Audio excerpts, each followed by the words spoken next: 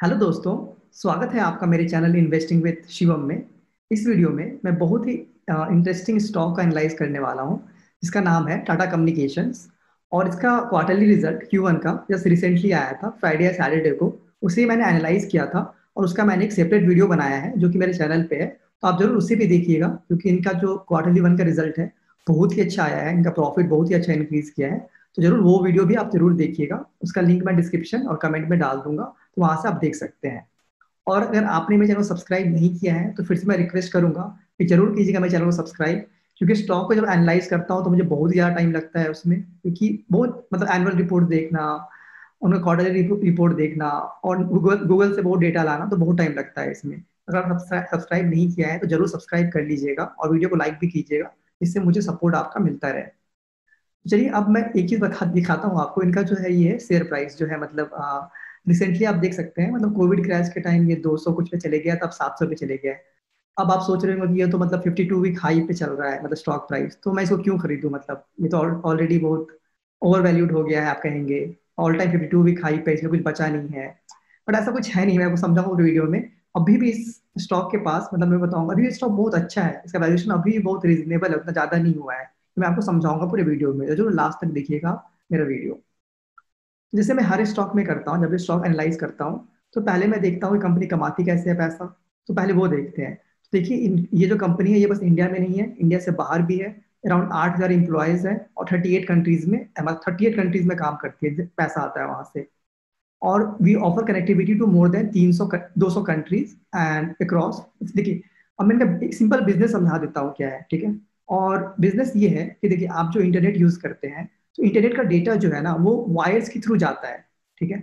आपको लग रहा होगा आप मोबाइल यूज कर रहे हैं तो हवा में जा रहा है, ऐसा नहीं होता। हवा में जा रहा है, थोड़ी देर के लिए जाता है, फिर कुछ नेटवर्क टावर्स होते हैं आपके बगल में होंगे कहीं ना कहीं, तो वो टावर्स कैच कर लेते हैं आपके सिग्नल को, और उसके बाद क्या होता है ना पूरा वायर के थ्रू जाता है डेटा। तो ये समझना जरूरी है। और चलिए अभी तक तो वायर से जाता है, बट डेटा को देखिए इंडिया से यूएस जाना होता है, इंडिया से यूके जाना होता है, क्योंकि वहां से मतलब डेटा आता है ना फिर। तो अब कैसे जाएगा ये इंडिया से यूके, इंडिया से यूएस कैसे जाएगा? तो ये समुद्र के थ्रू जाता है डेटा, और समुद्र में बहुत सारे केबल्स लगाए हुए हैं। और ये केबल्स ऑलमोस्ट 90% ऑफ द जो ट्रैफिक है ना इंटरनेट का, ये सी के थ्रू जाता है, सी के केबल्स के थ्रू जाता है। तो ये समझना जरूरी है, और इनका बिजनेस यही है। तो ये जो सी का केबल्स है ना, जो मतलब सबसे ज्यादा यूजफुल है इंटरनेट में, वो उसमें से 30% जो है ना, मतलब मार्केट शेयर इनका है, उसमें 30% मार्केट शेयर। मतलब 30% ऑफ द टोटल केबल्स जो है वर्ल्ड में सी के थ्रू, वो इनका है। इसलिए मतलब बहुत ही अच्छा बिजनेस है उसमें। मतलब जब भी आप नेट यूज कर रहे हैं, जब भी आप यूज करते हैं, तो कुछ पैसा इनको हमेशा जाते रहता है, कुछ ना कुछ पैसा जाते रहता है इनके पास। मतलब भले ही आप एयरटेल का यूज कर रहे हो, रिलायंस जियो का कर रहे हो, फर्क नहीं पड़ता है, क्योंकि फाइनली एयरटेल जो आपसे पैसा लेती है, इनको कुछ शेयर करना पड़ता है इनके साथ भी फाइनली जाके। तो ऐसे पैसा भी मिल जाता है इन्हें। और ये लिखा है देखिए, our customers partner can reach 99% of the world GDP. ऐसा क्यों? क्योंकि इनके केबल्स क्या है ना पूरे वर्ल्ड में है, पूरे मतलब वर्ल्ड में है। तो आप अगर एक पॉइंट पे है, आपका डेटा इस पॉइंट से पूरे वर्ल्ड तक रीच कर सकता है, क्योंकि इनका केबल्स वैसा है। इनका ये मेन बिजनेस है, one of the main business ये है। और भी दूसरे बिजनेस है, बट अभी समझिए कि इनका मेन बिजनेस है, वन ऑफ द वन। और इन्होंने लिखा है देखिए, we have invested $1.5 billion building the only wholly owned seas cable network that circles the globe. मतलब इन्होंने बहुत खर्चा किया है, इन्वेस्ट किया है, मतलब $1.5 बिलियन ये जो सी केबल है ये इंफ्रा को तैयार करने में, जो कि अब बहुत फायदेमंद इनके लिए कर रहा है।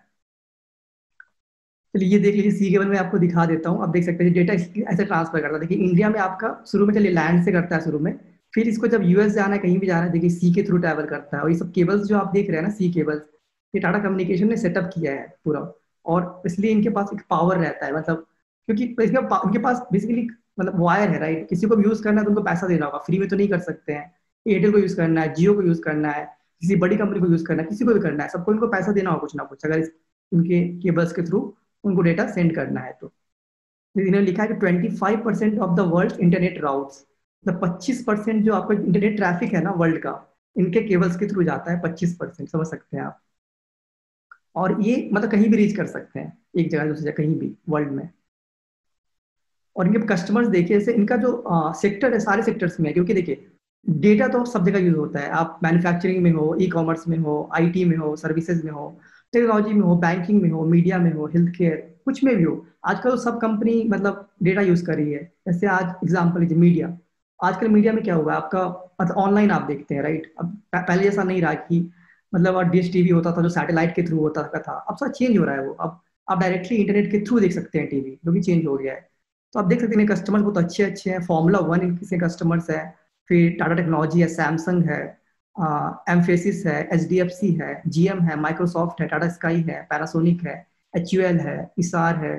और ये बहुत सारे कस्टमर्स है, देख सकते हैं मतलब ऑलमोस्ट आप देख सकते हैं 7,000 कस्टमर्स ग्लोबली है, जिसमें से 5,000 एंटरप्राइज कस्टमर्स है, मतलब बड़ी बड़ी कंपनीज है जो वो है। और देख सकते हैं वो 69% ऑफ द पीडब्ल्यूसी 100 कंपनीज है, 41% ऑफ द एफटीएससी 350 कंपनी, तो वर्ल्ड की सारी बड़ी कंपनी के साथ इनका कॉन्ट्रैक्ट है।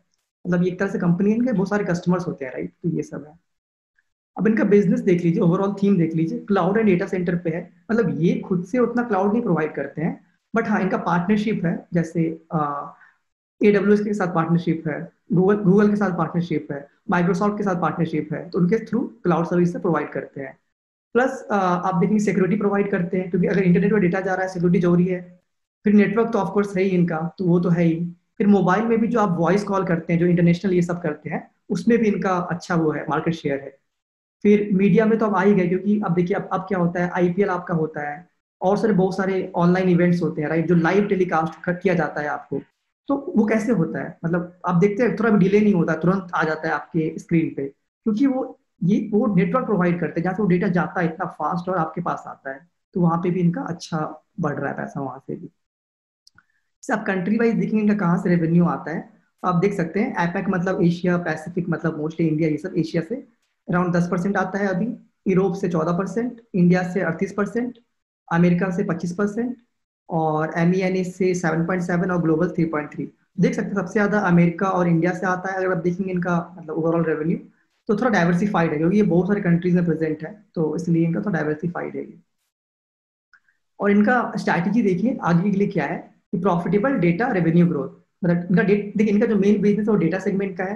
मैं आपको बताऊंगा एक वॉइस सेगमेंट भी है, बट वॉइस उतना पैसा नहीं आता है, उतना ग्रो भी नहीं करता है। तो डेटा सेगमेंट है, जो डेटा का जो सेगमेंट है वो सबसे ज्यादा ग्रो करता है। इनका एम है कि रिटर्न ऑन कैपिटल एम्प्लॉय 20% हो जाए नेक्स्ट 3 साल में, और double digit EBITDA growth with focus on, मतलब कॉस्ट थोड़ा सेव करके, और एबिटा ग्रोथ डबल डिजिट में रहना चाहिए। और इनका डेप्ट बहुत ज्यादा है, उससे कम करने का नेक्स्ट 3 ईयर में।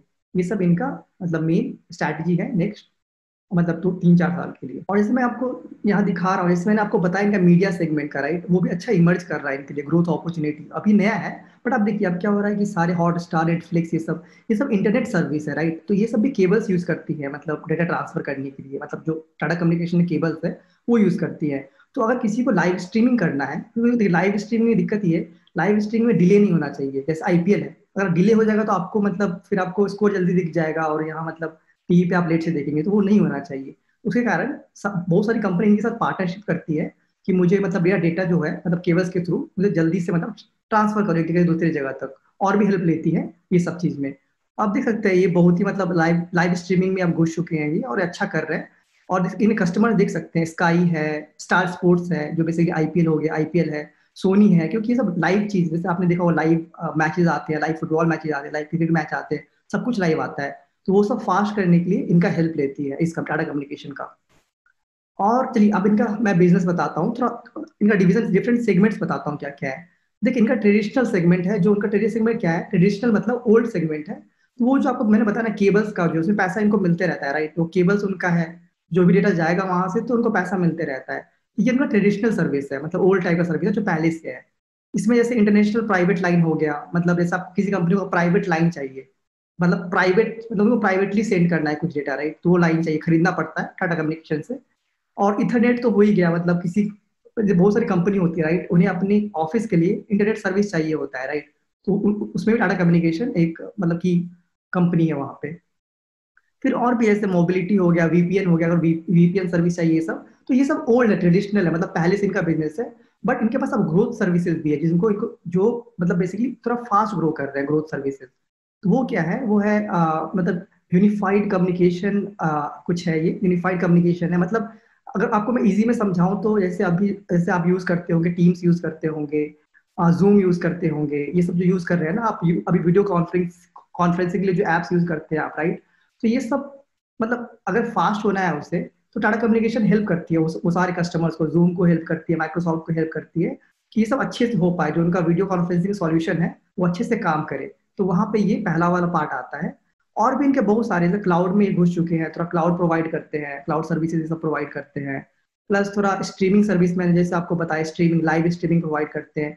तो ये सब इनका ग्रोथ सर्विस है जो थोड़ा फास्ट ग्रो कर रहा है और न्यू एरिया है। बट ट्रेडिशनल नहीं, ट्रेडिशनल तो वो सब उनका जो मतलब पहले जो उन्होंने लाइन मतलब उनका जो बेसिकली केबल से सी में, तो वो तो चल ही रहा है, मतलब वो तो बहुत अच्छा पैसा आता है वहां से। बट ग्रोथ के लिए इन्होंने कुछ अच्छी चीज पे फोकस कर रहे हैं, कुछ इनोवेशन पे भी है, क्योंकि जिसमें आईओटी मेन है, तो इंटरनेट ऑफ थिंग्स है। मतलब आजकल क्या होता है आपके कार सब में भी बहुत सारे मतलब इंटरनेट डिवाइसेज है, जैसे सिग्नल्स, मतलब सेंसर्स कहते हैं इसे।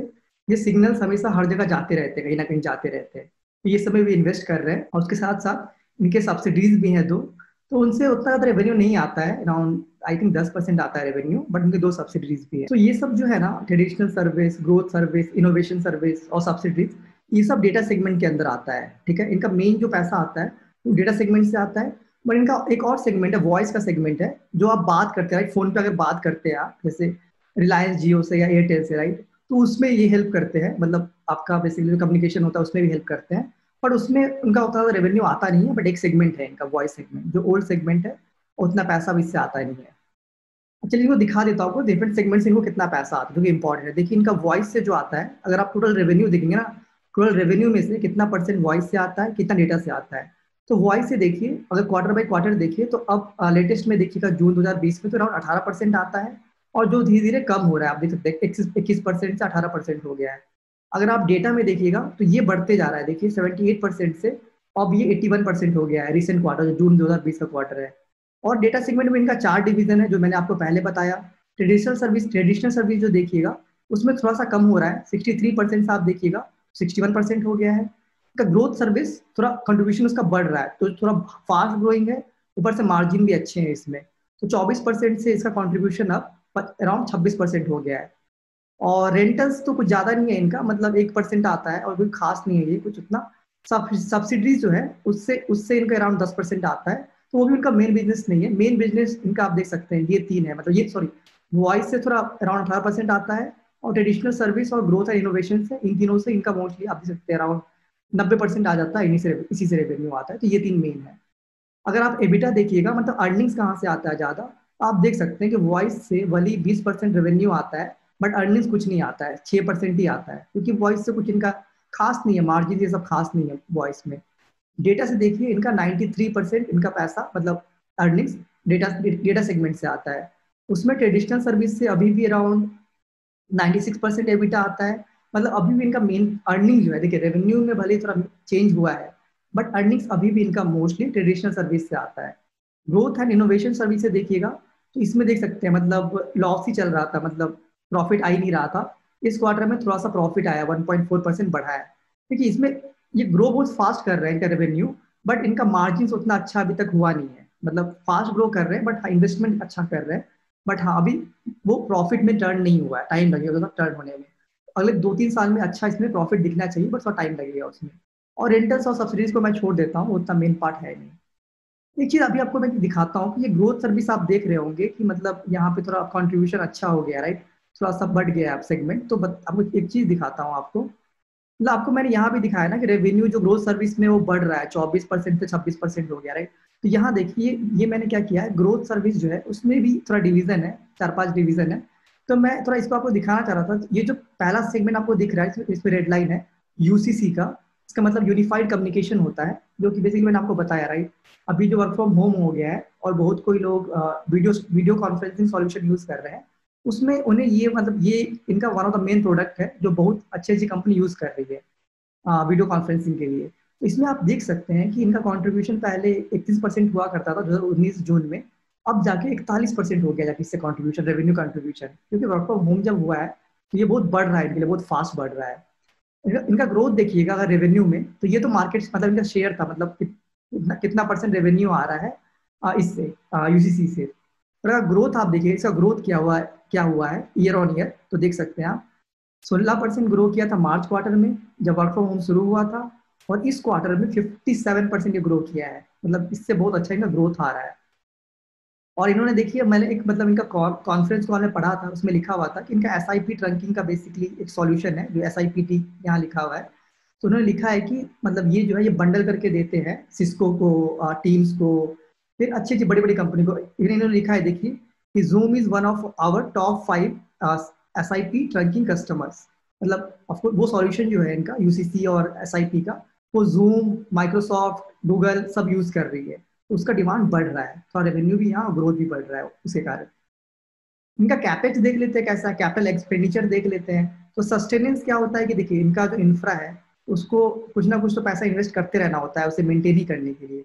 आप देख सकते हैं वो अराउंड हर एक क्वार्टर में अराउंड 100 मतलब 200 करोड़ तो चले जाता है इस पे ऑलमोस्ट, आप देख सकते हैं। फिर जब ग्रोथ सर्विस है उस पर भी इन्वेस्ट कर रहे हैं, उसमें अराउंड 100 करोड़ उस पर भी चले जाता है। तो टोटल कैपेक्स देखिएगा तो लेटेस्ट क्वार्टर में अराउंड 400 करोड़ का हुआ है। तो टोटल ईयर में आप देखेंगे तो इंटू 4 कर दीजिए तो अराउंड 1500 करोड़ का इनका कैपेक्स होता है हर साल। तो ये आपको ध्यान में रखने वाली बात है। इनको इनका 1500 करोड़ हमेशा आप देखिएगा तो कैपिटल एक्सपेंडिचर पे चले जाता है। अगर आप इनका डेप्थ देखिएगा, डेप्थ कैसा है, थोड़ा हाई है डेप्थ, देख सकते हैं आप। इन्होंने फॉरेन करेंसी से ज्यादा लोन उठाया है बाहर से। और इनका डेप्थ आप देख सकते हैं अराउंड जून में 10,397 करोड़ से, 10,397 करोड़ से। कैश इनके पास अराउंड 2,200 करोड़ है। और नेट नेट डेप्थ हो जाता है 9,000 करोड़ का, मतलब ऑलमोस्ट 10,000 करोड़ का डेप्थ है। और थोड़ा देख सकते हैं, थोड़ा इंक्रीज भी ये कर रहा है। तो एक चीज और दिखाऊंगा, इंक्रीज भली कर रहा है, इनका प्रॉफिट भी इंक्रीज कर रहा है। तो अगर आप share of data revenue by segment देखिएगा, इनका जो डेटा का रेवेन्यू है मतलब कहाँ कहाँ से आता है। इनके दो टाइप के कस्टमर्स होते हैं। एक तो हो गए सर्विस प्रोवाइडर, मतलब एयरटेल और ये सब, जियो, ये सब, क्योंकि इनको ही पैसा कुछ देना पड़ता है, राइट, क्योंकि ये इनका केबल्स यूज कर रहे हैं। और एक होते हैं इंटरप्राइज कस्टमर्स, क्योंकि बड़ी बड़ी कंपनी को भी मतलब ऑफकोर्स अपने एम्प्लॉयज को प्रोवाइड करना है, मतलब ब्रॉडबैंड ये सब, राइट, ऑफिस के अंदर ही। और ऑफिस से बाहर भी वो वीपीएन प्रोवाइड करती है। मतलब ऑफ कोर्स उनका जो सर्विस सब है कंपनी का, जैसे जो भी उनके सर्वर्स ये सब है, उसको एक्सेस करने के लिए आपको प्राइवेट लाइन चाहिए, राइट, पब्लिकली थोड़ी ना कर सकते हैं आप। तो उसके लिए वीपीएन ये सब भी होता है, तो वो सब ये प्रोवाइड करती है। और ऑफ कोर्स अभी जूम का ही मैंने बताया, टीम्स, जूम, वीडियो कॉन्फ्रेंसिंग, ये सब में भी बड़ी बड़ी कंपनी के साथ इनका अब जैसे मैंने की कस्टमर्स बताए थे राइट शुरू में, बहुत सारे कस्टमर्स है इनके। तो वो इंटरप्राइज कस्टमर्स हो जाते हैं, जो आपको मैंने शुरू में दिखाया था ये कस्टमर्स। और सर्विस प्रोवाइडर मतलब ये सब जो भी आपको आईएसपी, इंटरनेट सर्विस प्रोवाइडर, जैसे जियो हुआ, ये सब हुआ। आप देख सकते हैं यहाँ पे कि 37% अभी आता है सर्विस प्रोवाइडर से रेवेन्यू इनका डेटा सेगमेंट में, और इंटरप्राइज से सबसे ज्यादा आता है 63% इनका। इनका चलो अभी आपको अपॉर्चुनिटीज बता देता हूँ, क्या इनके अपॉर्चुनिटीज है, कहाँ इनका रेवेन्यू अच्छा आ सकता है। देखिए अभी वर्क फ्रॉम होम हो गया है और बहुत लोग डेटा बहुत ज्यादा यूज कर रहे हैं। तो उससे थोड़ा मतलब अभी सब लोग घर पे हैं, सब कोई मोबाइल देख रहे हैं, ज्यादा लैपटॉप पे देख रहे हैं, मूवी देख रहे हैं, सब देख रहे हैं। इनका डेटा यूजेज बढ़ गया है। और अगर डेटा यूजेज बढ़ता है तो इनका डायरेक्टली थोड़ा फायदा होता ही है उसके कारण। ऊपर से वर्क फ्रॉम होम मैंने बता दिया, वर्क फ्रॉम होम के कारण क्या हुआ है, इंटरप्राइज कस्टमर्स है, राइट, इनके बहुत बड़े बड़े इंटरप्राइज कस्टमर्स है। उन्हें भी अपने इंप्लॉयज को अच्छे से मतलब वर्क कर पाए वर्क फ्रॉम होम के लिए, तो उनके लिए भी मतलब इस कंपनी का हेल्प लेते हैं, इनके सॉल्यूशंस का हेल्प लेते हैं। फिर इंटरनेट ऑफ थिंग्स जो है, देखिए अब क्या हो रहा है कि सब जगह आपको मतलब डिवाइसेस लगे रहेंगे फ्यूचर में। जैसे आजकल है बहुत जगह जहाँ सेंसर्स मतलब बेसिकली सिग्नल्स जाते रहेंगे। और मतलब क्या होगा कि जैसे एग्जांपल एक दे देता हूँ आपको, जैसे आपका जो आज जो घड़ी रहता है राइट आपका आज, तो वो भी आप देखेंगे तो इंटरनेट कंट्रोल्ड हो गया है, राइट। सब कुछ वो बताते रहता है आपको वहाँ पे, राइट, कि आपने मतलब आपका डेटा ट्रांसफर हो जाता है वहां से लेके फोन पे भी, और बहुत कुछ हो जाता है। मतलब आजकल सब कुछ इंटरनेट कंट्रोल्ड हो गया आप देखेंगे तो उससे भी इनको फायदा हो सकता है। बाद के कार में हो सकता है बहुत एडवांस कार्स होंगे, जो बहुत इंटरनेट मतलब इंटरनेट के फैसिलिटीज हो गया, आप मूवी देख सकते हैं, बहुत कुछ देख सकते हैं, कार का भी देख सकते हैं। ये सबसे भी इनका अच्छा फायदा हो सकता है। और इंटरप्राइजेस से इनका अर्निंग बढ़ सकता है फ्यूचर में, क्योंकि बहुत सारे इंटरप्राइजेस क्या कर रहे हैं, अब ज्यादा पैसा खर्चा कर रहे हैं अपने नेटवर्क मतलब नेटवर्क कनेक्टिविटी ये सब के लिए, क्योंकि वर्क फ्रॉम होम इसके कारण उस पर भी अच्छा पैसा आ सकता है। डेटा सेंटर का मुझे एग्जैक्टली पता नहीं ये कंपनी जाएगी या नहीं जाएगी, क्योंकि इंडिया में डेटा सेंटर बहुत सारे गवर्नमेंट ने कहा है कि मतलब इंडिया में चाहती है गवर्नमेंट की बहुत से डेटा सेंटर्स आए। अब मैंने कभी इनके सुना नहीं है कुछ भी, बट ये इनका चांस है कि जा सकती है उसमें फ्यूचर में। बट श्योर नहीं हूँ मैं इसके बारे में, अभी कंपनी ने कुछ कहा नहीं है इसके बारे में, तो मैं अभी तो ना ही कहूँगा डेटा सेंटर के लिए। पर इनके पास पहले डेटा सेंटर था भी, अभी भी है, कुछ कुछ है, अराउंड 30 है छोटे छोटे डेटा सेंटर है इनके पास इंडिया में। बट एक बड़ा डेटा सेंटर था जो इन्होंने कंपनी को बेच दिया था बाद में जाके। बाद में देखते हैं इनका कुछ अगर आता है न्यूज डेटा सेंटर की तरफ से, मैं बताऊंगा आपको। इनका रिस्क बता देता हूँ। अब देखिए डेटा मैनेज करते हैं तो डेटा प्रोटेक्शन, तो अगर कुछ भी इशू हुआ डेटा के साथ तो ऑफकोर्स कस्टमर्स लूज कर सकते हैं ये। इनका नेटवर्क मेन है राइट, जो केबल के अंदर है, उसमें कुछ इश्यूज हुआ, लेट से अर्थक्वेक आ गया समुद्र के अंदर, इनका केबल तो फिर इशू आ जाएगा केबल में राइट, फिर इनको फिर से पैसा इन्वेस्ट करना उसे बनाने के लिए पूरे, तो बहुत ज्यादा पैसा लग जाएगा, तो उसमें इशू आ सकता है। इनके बहुत सारे मेजर कस्टमर्स हैं जो हो सकता है बहुत ज्यादा कंट्रीब्यूट करते होंगे रेवेन्यू के लिए, और कोई भी कस्टमर्स अगर इन्हें छोड़ दिया बाई चांस, तभी भी इनका इशू हो सकता है। एक रूपी का इशू भी है, क्यों देखिए इनका बहुत इन्होंने जो लोन लिया हुआ है वो आप देख सकते हैं डॉलर में लिया है राइट। अब अगर मान के चलिए अगर रूपी वीक होते जाता है राइट, बढ़ते जाता है रूपी, मतलब बढ़ते जाता है 75 80 90 जाते जाते जाता है, तभी इनको थोड़ा इशू हो सकता है उसमें। मतलब देखिए दोनों तरफ का फायदा है। अगर इनका रूपी बढ़ता है, बढ़ता क्या घटता है एग्जैक्टली, मतलब 75 70, मतलब रूपी में ऐसे कहते हैं वीकेंड हुआ मतलब वो बढ़ रहा है राइट, स्ट्रांग हुआ मतलब वो घट रहा है राइट वैल्यू में एक्चुअली। तो अगर मतलब रूपी बढ़ते रहा 78 79 80 ये सब हो गया, तो आपको इनका बाहर से जो पैसा है वो थोड़ा बढ़ जाएगा, पर डेप्थ भी बढ़ जाएगा राइट, ये समझना होगा आपको। एजीआर इशू भी है, तो आपने अभी देखा होगा वोडाफोन एयरटेल ये सब का जो एजीआर का इशू चल रहा है, इनको भी बहुत मतलब इनको भी फाइन मतलब बहुत सारे ड्यूज पे करने थे। बट इनका एक केस चल रहा है अभी सुप्रीम कोर्ट में, इनका अभी कोई रिजल्ट आया नहीं है, उस रिजल्ट पे बहुत डिपेंड करता है। वो जो पैसा है बहुत ज्यादा है, इन पे आई थिंक 18,000 करोड़ का ड्यूज इन्हें दिया गया था शुरू में। फिर इन्होंने बोला कि नहीं मतलब फिर 18,000 करोड़ के बाद कुछ 6,000 करोड़ रुपये आया था, और उस 6,000 करोड़ में भी ये बोल रहे हैं कि नहीं मुझे उतना पे नहीं करना है, जैसा मतलब इनको लग रहा है गलत इन्हें दिया गया है। तो उस पर अभी तक केस चल रहा है, उसकी सुनवाई हुई नहीं है अभी तक, सुप्रीम कोर्ट हाई कोर्ट में है ये केस। तो उस पर भी डिपेंड करता है, उस पर रिजल्ट क्या आता है उस पर भी डिपेंड करता है, तो थोड़ा रिस्क है यहाँ पे। अगर आया फिर अगर इनको देना पड़ा उतना, तो फिर सोचना पड़ेगा कहाँ से आता है। बट हाँ इनके मतलब प्रोमोटर्स दिखा देता हूँ, इनका प्रोमोटर्स 75%, मतलब 75% प्रोमोटर के पास है कंपनी का स्टॉक्स। मतलब देखिए इनका एक प्रोमोटर टाटा सन्स है, टाटा एक टाटा कंपनी है, तो टाटा सन्स जो है मेन प्रोमोटर है, प्लस गवर्नमेंट ऑफ इंडिया का भी 25% स्टेक है इसमें ऑलमोस्ट। क्योंकि ये पहले वीएसएनएल जो है ना, बीएसएनएल नहीं वीएसएनएल राइट, वो जो हुआ करता था वही टाटा कम्युनिकेशन ने उसी कंपनी को खरीद के मतलब ये कंपनी बनाया है, तो इसलिए गवर्नमेंट का भी इसमें मतलब प्रमोट होल्डिंग है थोड़ा। तो तब देखिए टाटा सन्स के पास पैसा बहुत है, तो अगर एजीआर इशू आया भी तो टाटा सन्स को कुछ करना पड़ेगा मतलब अब टीसीएस से पैसा लेके दे या कहाँ से दे, कहीं से तो देना पड़ेगा, तो वो अलग बात होगी। और देख सकते हैं फॉरेन इंस्टीट्यूशन इन्वेस्टर का अराउंड 17% यहाँ पे होल्डिंग है, तो आप देख सकते हैं मतलब इंस्टीट्यूशनल होल्डिंग बहुत ही अच्छा है। म्यूचुअल फंड का इंडिया में उतना अच्छा नहीं है, बट मैं देखता हूँ मतलब थोड़ा बढ़ना चाहिए धीरे धीरे जैसा कंपनी कर रही है। बस राकेश झुंझुनवाला ने लास्ट ईयर ही आई थिंक 0.7% स्टेक लिया है इस कंपनी में, उसके बाद से स्टॉक प्राइस थोड़ा बढ़ा है। इसलिए यहाँ पे मैं एक चीज आपको दिखा दूं, देखिए ये थोड़ी टर्न अराउंड कंपनी है। टर्न अराउंड मतलब ये पहले बहुत ही खराब करती थी, इनका बहुत लॉस होता था, पिछले 2 3 साल से अच्छा कर रही है, और मुझे अब लगता है फ्यूचर बहुत अच्छा करेगी। इसलिए मैं आपको 3 साल का रिजल्ट दिखाता हूँ, क्योंकि फायदा नहीं है बहुत पहले का देखने का, क्योंकि पहले बहुत खराब करती थी, तो लास्ट 3 साल का देखते कैसे इंप्रूव कर रही है। तो देखिए मैंने यहाँ कुछ आपको बगल में लिख देकर, रेवेन्यू अराउंड 3% ग्रो किया है, उतना खास रेवेन्यू ग्रोथ नहीं हुआ है चलिए मानता हूँ, बट ये कर सकता है, ये ग्रोथ मतलब कर सकता है फ्यूचर में। इनका एबिटा जो है 11% ग्रो किया है, अच्छी बात है। प्रॉफिट बिफोर टैक्स 48% ग्रो किया है। फ्री कैश फ्लो जो होता है मतलब कैश फ्लो, कैश आया इनके पास राइट, कुछ चले जाता है कैपेक्स पे राइट, उसके बाद जो आपका कैश बच जाता है वो 23% बढ़ रहा है, मतलब इनके पास कैश धीरे धीरे बढ़ते जा रहा है, वो फायदेमंद है इनके लिए बहुत। इनका एबिटा मार्जिन देखिए 14% से 19% बढ़ गया है 3 साल में, और ये और बढ़ेगा ऐसा मुझे लगता है धीरे धीरे। रिटर्न ऑन कैपिटल एम्प्लॉय बढ़ गया है 6% टू 11%, और ये पक्का इनका टारगेट है नेक्स्ट 3 साल में 20% करने का, और मुझे लगता है ये कर सकते हैं, मतलब क्योंकि देखिए अब वो जो केबल सर्विस है वो अब एक कैपेक्स में जितना लगेगा वो फिक्स्ड है कि 700 करोड़ लगेगा उसमें हर साल, ठीक है, और उसके बाद पैसा अब एडिशनल बढ़ सकता है वहां से, तो इनका रिटर्न ऑन कैपिटल एम्प्लॉय भी बढ़ते रहेगा। तो 3 साल में आप देख सकते हैं टर्न अराउंड अभी कंपनी है, मैं कहूँगा टर्न अराउंड कर रही है, इनके सारे नंबर्स बढ़ रहे हैं। एक चीज और देखिए आप, इनका जो रेवेन्यू लाइन मैंने आपको पहले दिखाया, देखिए ट्रेडिशनल सर्विस से पहले 67% रेवेन्यू आता था, बट अब 61% आता है।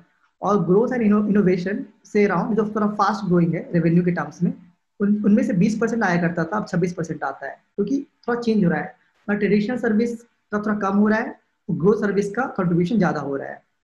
और अगर मैं डेप्ट के बारे में बताऊं तो यहाँ आप देख सकते हैं मतलब नेट डेप्ट टू एबिटा जो एक रेशियो होता है, मतलब इनका जो नेट डेप्ट है डिवाइड बाय एबिटा कितना है, तो वो अराउंड डिक्रीज होते होते देखिएगा अगर आप, तो 3.1 से 2.8 हो गया है मतलब 2020 में।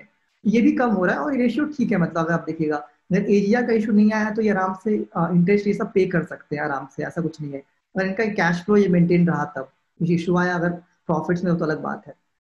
और कुछ यहाँ पे एक और यहाँ पे कुछ नंबर्स नहीं है, बट थोड़ा फाइनेंशियल वैल्यूएशन देख लेते हैं। मैं आपको बताया था शुरू में कि इसका प्राइस बहुत ऊपर चले गया है, तो आप सोच रहे होंगे कि यार स्टॉक प्राइस इतना ज़्यादा चले गया, आप क्या ही खरीदो इसे, मतलब आपको ज़्यादा बचा नहीं इसमें। तो आपको एक चीज़ दिखाता हूँ, यहाँ देखिए। सॉरी, यहाँ इनका बहुत जगह इंप्रूव हो रहा है, सॉरी।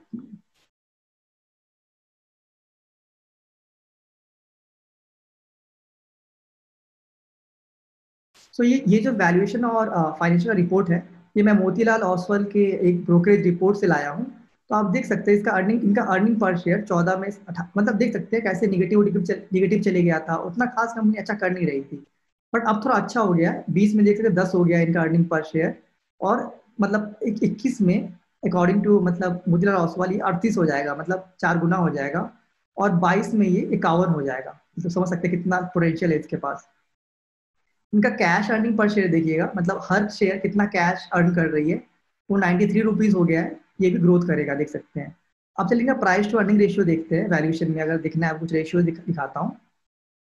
तो प्राइस टू अर्निंग देखिएगा, तो अभी थोड़ा आपको अगर अभी के अगर आप देखेंगे ना एग्जैक्टली अभी के प्रॉफिट से, तो हाँ थोड़ा ज्यादा है, 55 है प्राइस टू अर्निंग अभी लगेगा। बट क्या हो रहा है ना, वो पहले लॉस में था, देखिए अभी थोड़ा प्रॉफिट होने गया, इस क्वार्टर में प्रॉफिट आया है अच्छा खासा। और मुझे लगता है वो प्रॉफिट सस्टेन कर सकता है इन फ्यूचर ऑल्सो। आप देख सकते हैं इन्होंने बताया है कि अगर आप अगर स्टॉक लेंगे तो 21 में उसका आप देख सकते हैं प्राइस टू अर्निंग अराउंड 15 रहेगा, क्योंकि जो प्रॉफिट जो बढ़ जाएगा, राइट, उसी का ऑफकोर्स देखिए। अब क्या होता है, अब प्राइस टू अर्निंग में ऊपर प्राइस है, नीचे अर्निंग है, राइट। अगर प्राइस कांस्टेंट रहा, प्राइस अभी 700 रहा और अर्निंग बढ़ गया 21 में, मतलब जितना ये कह रहे हैं अर्निंग पर शेयर, तो आपको प्राइस टू अर्निंग कम हो जाएगा, राइट। तो आपको बेसिकली एक साल जो फॉरवर्ड प्राइस टू अर्निंग बस 15 पे मिल रहा है ये स्टॉक। अगर आप 2 साल आगे जाइएगा तो बस 11 पे मिल रहा है स्टॉक, 11 के प्राइस टू अर्निंग पे। अगर आप कैश प्राइस टू अर्निंग देखिएगा, मतलब कितना कैश प्राइस टू अर्निंग है, तो वो भी उतना ज्यादा नहीं है, मतलब 5 के मतलब कैश प्राइस टू अर्निंग पे मिल रहा है। और इवन आप ईवी टू मतलब इंटरप्राइज वैल्यू टू एबिटा देखिएगा, जो कि one of the good valuation parameters होता है, वो भी अराउंड 6 और 5 के अराउंड है। मतलब आप देखिएगा तो जो अभी 8 है और अगले साल 8 मतलब 6 हो जाएगा और 5 है। तो ये सब रेशियोज आप देखिएगा तो वैल्यूएशन उतना महंगा नहीं है, अगर आप देखिएगा तो इस सेंस में। अब प्राइस से मत जाइए कि प्राइस बढ़ गया है तुरंत तो महंगा हो गया स्टॉक, ऐसा कुछ नहीं है। अगर आप वैल्यूएशन के टर्म्स में देखिएगा और जो वर्क फ्रॉम होम चल रहा है, कल्चर चल रहा है, उससे जो इनको अर्निंग्स आ सकती है, अगर उसका एस्टिमेशन करके देखिएगा तो इनका स्टॉक अभी भी सस्ता है उस प्राइस पे आप देखिएगा तो। ये मुझे थोड़ा अच्छा लगा, मैं मतलब रिपोर्ट जब पढ़ रहा था तो। और इनका इंटरेस्ट कवरेज रेशियो देखिएगा तो अराउंड 4.1 का है और अभी 2 का है, और फ्यूचर में जाके 4.1 और 5 है। इसका मतलब क्या है कि जिनका जितना इनका इंटरेस्ट उनको हर क्वार्टर पे करना होता है, राइट, या हर साल जो पे करना होता है, इनका जो प्रॉफिट है उससे 2 गुना है, 4 गुना है, तो आराम से वो पे कर सकते हैं बेसिकली।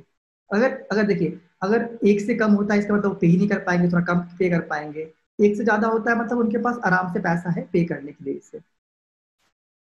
और एक चीज और दिखा देता हूँ, आप सोच रहे हो नेट डेब्ट टू इक्विटी, राइट, ये सब रेशियो में मतलब नॉट मतलब एनएम क्यों लिखा हुआ है, राइट, क्योंकि इनका जो मतलब क्या बताओ, सो इन्होंने इनका इतना लॉस हुआ था ना कि इनका जो टोटल क्या कहूँ उसे क्या कहते हैं, मतलब नेट वर्थ कहते हैं, राइट, वो निगेटिव हो गया था। तो नेट वर्थ मतलब क्या होता है कि आपका वो होता है ना शेयर होल्डिंग जो होता है, मतलब आपका वो होता है क्या कहते हैं रिजर्व्स होता है, रिजर्व्स एंड सरप्लस, वो निगेटिव हो गया था, इतना इनका लॉस हुआ था कुछ साल के लिए, 1 साल 2 साल के लिए। तो इसलिए इनका अभी जो इक्विटी जो है ना, ओवरऑल मतलब निगेटिव है इक्विटी। जब इक्विटी पॉजिटिव होगा तभी तो नेट डेब्ट टू इक्विटी रेशियो अप्लाई होगा। तो इनका इक्विटी निगेटिव हो गया क्योंकि इतना लॉस हुआ था इनका। तो वो मैं आपको बता देना चाहता था यहाँ पे। अब चलिए मैं अपना व्यू बता दूं। अगर मतलब अभी तक तो मुझे बहुत मतलब जब मैं इसको रिसर्च कर रहा था, मैं इसे डेटा सब देखा, इनका कॉन्फ्रेंस कॉल ये सब पढ़ा, रिसेंट वाला पढ़ा था जो पिछला क्वार्टर का था, तो मुझे वो स्टॉक बहुत ही अच्छा लगा। मतलब जो इसका पोटेंशियल है, मतलब अभी इसका इस क्वार्टर में आई थिंक 250 करोड़ का इनका प्रॉफिट हुआ है। और मुझे लगता है कि नेक्स्ट 3 क्वार्टर्स में भी ऐसा हो सकता है, 250 उससे ज्यादा ही हो सकता है इनका प्रॉफिट। तो ओवरऑल ये 1000 करोड़ का प्रॉफिट करने लग जाएगी, तो बहुत अच्छा हो सकता है। और एक चीज मैं आपको एक चीज और बता दूं, इनका जो रिजल्ट होता है ना, अगर रिजल्ट यहाँ पे अगर देखिएगा, वैसे दिया हुआ नहीं है, पर इनका डेप्रिसिएशन है ना, डेप्रिसिएशन बहुत हाई है। तो डेप्रिसिएशन क्या होता है कि देखिए इन्होंने बहुत सारा पैसा खर्चा किया केबल सब बनाने के लिए, राइट, फिर उसका पैसा तो इन्होंने पहले खर्चा कर दिया, इन्होंने डेप्ट लिया होगा, किसी से लोन लिया होगा, तो वो खर्चा तो कर दिया। बट इसका क्या होता है ना कि इस पे थोड़ा टैक्स बेनिफिट ये सब होता है, ये सब खर्चा करने पे। तो ये लोग कहते हैं डेप्रिसिएशन यूज करते हैं। तो मान के चलिए कि वो केबल्स का लाइफ लाइन 20 साल का है, तो जितना इन्होंने खर्चा किया ना उस पे, उसको वो 20 साल में इक्वली इक्वली डिप्रिशिएट करते रहेंगे। तो आप देखिए इनका डिप्रिशिएशन अमाउंट बहुत ज्यादा है, 2000 करोड़ का डिप्रिशिएशन रहता है। बट उससे कोई फर्क नहीं पड़ता है क्योंकि वो कैश तो आ रहा है उनके पास। ये तो बस टैक्स सेविंग ये सब के लिए होता है कि चलो उस पर दिखा देता हूँ कि टैक्स सेविंग हो जाए थोड़ा। बट वो कैश उनके पास आता है, मतलब आपको प्रॉफिट आफ्टर टैक्स में वो कट जाएगा। अगर आप कैश में देखिएगा तो वो कैश में इनको आ जाता है, वैसे पैसा ही आता है इनके पास, वो डेप्रिसिएशन अमाउंट जो होता है वो कोई ऐसा नहीं होता है वो चले गया, वो कैश में आता है इनके पास। तो इसके कारण इनका आप देख सकते हैं ना यहाँ पे, इनका कैश मतलब देख सकते हैं, देखिए अर्निंग पर शेयर इनका कम है, 38 का ही है, मतलब चलिए 20 में देखिए इसका अर्निंग पर शेयर इनका 20 ही है, ठीक है। मतलब जितना प्रॉफिट के बाद जो अर्निंग पर शेयर आता है 10 है बस। बट इनका कैश कैश का अर्निंग पर शेयर देखिए वो 90 है, मतलब 9 गुना ज्यादा है अर्निंग पर शेयर से, राइट। अगर 21 का भी एस्टिमेट देखिएगा तो वो भी ऑलमोस्ट 3 गुना ज्यादा है, राइट। ये क्यों है? क्योंकि अब बताया ना, डिप्रिसिएशन इनका बहुत ज्यादा खा जाता है प्रॉफिट आफ्टर टैक्स को, बट उनको कैश मिल ही जाता है फाइनली, तो वहां पे वो बढ़ जाता है, वो ध्यान रखने वाली बात है। अब उस मेरा वो मैं समझाना चाहता था, क्योंकि आप देखते हो डिप्रिसिएशन इतना जा रहा है, क्यों जा रहा है? मतलब आपको लगता होगा कि यार ये तो प्रॉफिट खा जा रहा है, बट प्रॉफिट नहीं खा रहा है, वो कैश ही आता है इनके पास, तो आपको समझना जरूरी है। ये वो उन्होंने ऑलरेडी इन्वेस्ट कर दिया पैसा पहले ही, तो उसका आप मत सोचिए।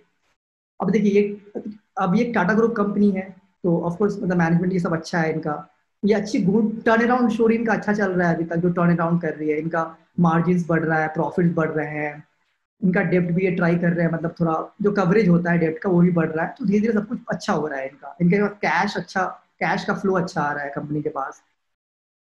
सो इनका ट्रेडिशनल बिजनेस तो मस्त है, मतलब मस्त पैसा उससे आते रहता है। अब उन्होंने केबल्स ये सब कर दिया, थोड़ा मेंटेनेंस लगता है हर साल, बट अब उसमें से पैसा हमेशा आते रहता है, अच्छा खासा आते रहता है। अब ग्रोथ बिजनेस में मेन मैं थोड़ा देखता हूँ ग्रोथ बिजनेस कैसा, मतलब डबल डिजिट्स में अभी तक ग्रो कर रहा है।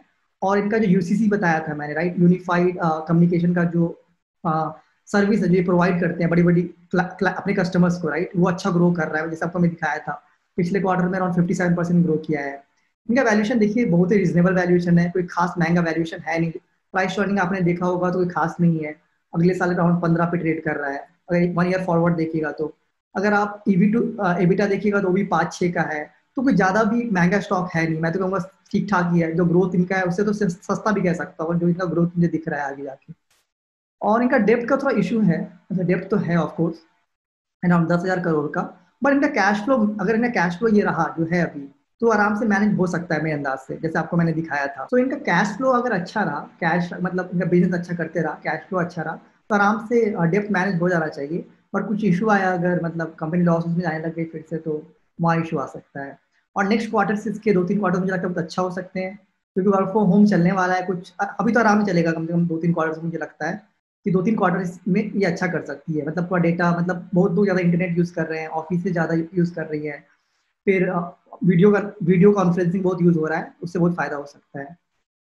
इनका एजीआर का इशू भी है, थोड़ा देखना होगा उस पर सुप्रीम कोर्ट का क्या फैसला आता है, कि वो भी थोड़ा निगेटिवली इनको इम्पैक्ट कर सकता है। अगर सुप्रीम कोर्ट ने कहा कि उतना पैसा दो, 6,000 करोड़ दो या 18,000 करोड़ दो, मतलब दो अगर इतना पैसा, तो इतना तो इनका मतलब मार्केट कैप भी नहीं है, तो थोड़ा इशू वहां पे हो सकता है, मतलब तो देखना पड़ेगा वहां पे। ये स्टॉक अभी मेरे की वॉच लिस्ट में है, बट मैं जब इसके सारी रिपोर्ट ये सब पढ़ रहा था, इसका जो अभी क्वार्टरली रिजल्ट देखा हूँ और मुझे जो दिख रहा है आगे फ्यूचर में, उससे मुझे बहुत अच्छा पोटेंशियल लगता है इस स्टॉक में अभी भी, इस प्राइस पे भी। तो मैं देखता हूँ, अभी तो वॉच लिस्ट में है, बट सोच रहा हूँ खरीदने का कभी ना कभी, तो देखता हूँ। मतलब एक्चुअली सही बताओ तो मैं 2019 में ही मुझे इस स्टॉक पे नजर पड़ी थी, बट गलती मैंने क्या की उस टाइम की, मैं डायरेक्टली उस टाइम मतलब स्क्रीनर साइट पे गया, बस इनकी रेशियो सब देखा कि यार सब कुछ तो निगेटिव है यार, बुक वैल्यू निगेटिव, सब कुछ निगेटिव है, डेप्ट इक्विटी इतना हाई है, ये सब है, क्या खरीदूं इस स्टॉक को, मैं डायरेक्टली हटा दिया था। बट थोड़ा अगर मैं ध्यान लगाया होता तो थोड़ा एनुअल रिपोर्ट पढ़ लेता, थोड़ा ब्रोकरेज रिपोर्ट पढ़ लेता, या थोड़ा ये क्वार्टरली रिजल्ट पढ़ लेता, तो साफ दिख जाता कि मतलब उतना, मतलब वो जो इशू था वो सब जा चुका है, अब थोड़ा कंपनी इंप्रूव कर रही है, टर्न अराउंड कर रही है।